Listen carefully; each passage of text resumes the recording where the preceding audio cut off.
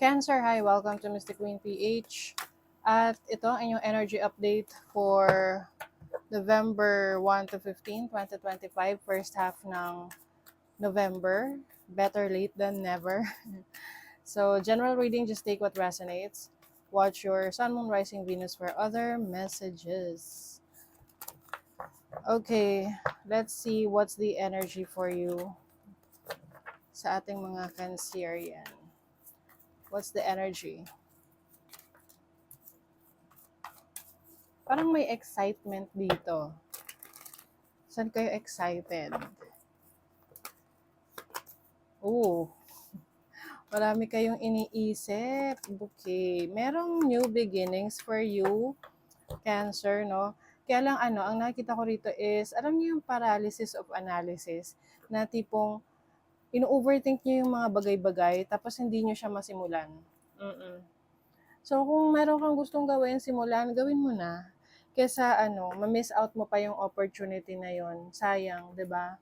Oo. You have the Ten of Cups, Ace of Swords. Yeah, some of you will, may mga pagkakataon kayo to be with your family, talk to them. Maaring merong communication with the family, lalo na kung malayo sila sa inyo. Pwedeng merong reunion or pagsasama-sama together with your loved ones. You have the Sun, the Hermit. The Sun is about clarity, happiness, joyous memories, joyous celebration. No? With the Hermit and the Eight of Pentacles, ngayon meron kang mga inaalam or pinag-aaralan. May mga realization ka about your money, about your career, your business, yung resources mo. So, mas ginagamit mo yan ngayon ng tama. So, with the Nine of Swords, here's your overall energy. Maaring nagkakaroon kayo ng migraine o kaya pananakit ng ulo. So, syempre, no, kung napapadalas yung pananakit ng ulo nyo at hindi na nawawala sa pain reliever, ipa-check up nyo na. Okay? May mga kasi, may worries and anxiety. Bakit kayo nag-aalala? Anong reason?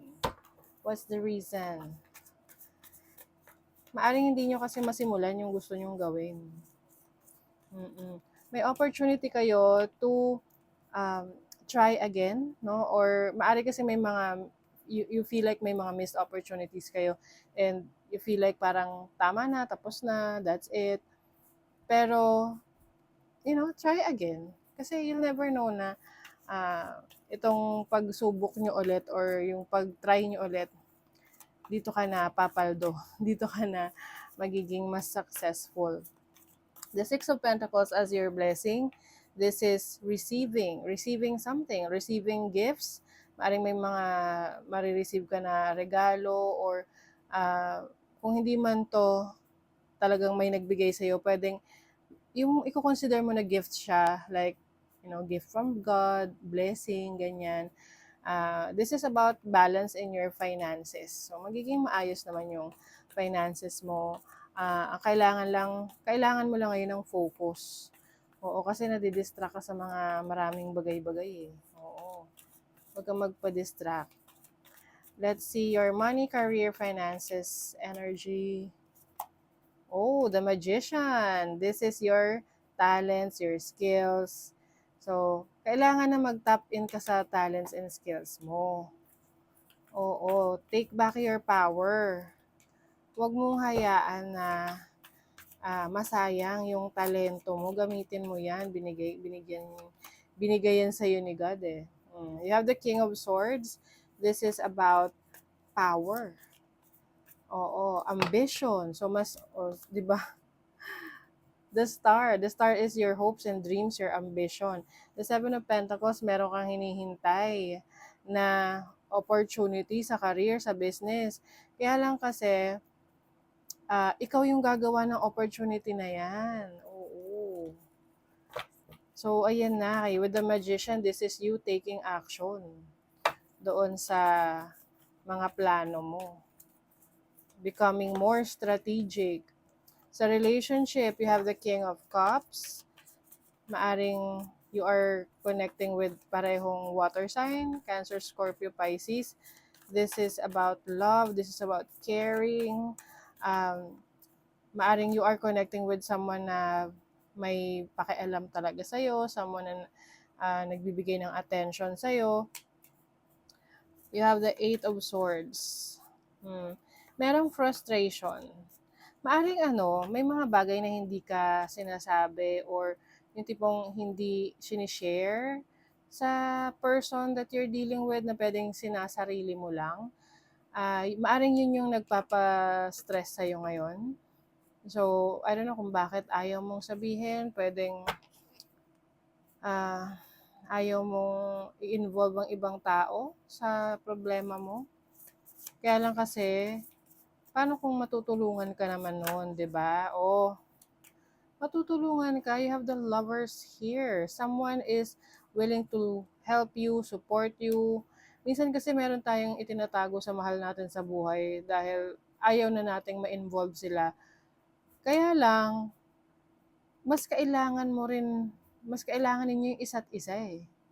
'Di ba? You have to support each other if you really love each other. Oh, 'di ba? So, magtiwala. Magtiwala ka sa person that you're dealing with na matutulungan ka niya, no? Marami namang ways para makatulong, hindi lang financially, pwedeng mentally, emotionally, spiritually, 'di ba? So, be more open to your partner. I also see yung iba sa inyo kung single kayo, meron nagkakaroon ng interest sa inyo pero parang hindi kayo sigurado sa kanya. Natatakot kayo, merong wall, parang you feel like, I'm not yet ready, ganon. So, kung hindi ka pa ready, sabihin mo, tapatin mo na. Kasi minsan yung iba magpapaasa pa. Diba? Okay, ito na natin. Stamina, endurance, no? Ito yung pagpapalakas mo. Oo, kung meron kang gustong ma-master na skill, kailangan mo talagang magkaroon ng disiplina sa sarili mo. Ayan, ito yung feeling trap. Meron ka talagang pakiramdam mo, ikaw ay may limitation, hindi mo magawa, hindi mo masabi, hindi mo masimulan. Oo, so ikaw yung gagawa ng action dito eh. Kung hindi ka ganun ka-confident sa sarili mo, edi learn something, be knowledgeable at a certain situation or thing na interesado ka. Kasi hindi naman pwedeng interesado ka lang eh. Dapat inaalam mo kung talagang interesado ka. Kung gusto mong mag-work yun. This can be trabaho, business, career, or even sa relationship. Kung interesado ka dun sa isang tao, edi kumunik ka sa kanya. Diba? Keep it simple. You have a message. Merong message na marireceive ka. This can be a very important message. Pwedeng ito ay galing sa malayo, no? Yung tipong, lalo na kung kayo long distance relationship. This has something to do with an ending eh. Pwedeng ending a connection, situation, or a contract na very important to sa'yo ngayon na mapagdesisyonan. Importante na malaman mo to. What else? Honor your soul and celebrate its journey. Ayan. So, i-honor mo ang iyong journey sa buhay na minsan, may mga pagkakataon na, kumbaga, nadadapa tayo. May mga bad decisions tayo, may mga mistakes tayo, but life has to move on. Okay? Part yan ng ating soul's growth. 'Di ba? So, nasa sayo yun if you are more open to growth. Kasi nga, kapag hindi tayo umaalis sa comfort zone natin, hindi tayo nag-grow.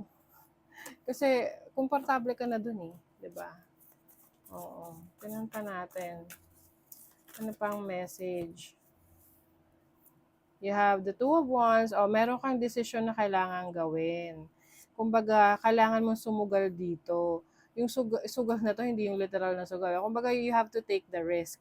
Kasi you're going to be very successful here eh. Meron kang wish na matutupad. Oo, the moment na maging desidido ka. The moment na maging committed ka, this can be a new job, a career, or kung anumang endeavors na gusto mong i-pursue, or even relationship. Kasi kung parang lagi ka na lang na playing safe ka, hindi ka makapili, wala eh. You will, kumbaga, sabi nga eh, ano ba yung kasabihan? If you can't stand up for nothing, you will fall for anything. Parang ganon.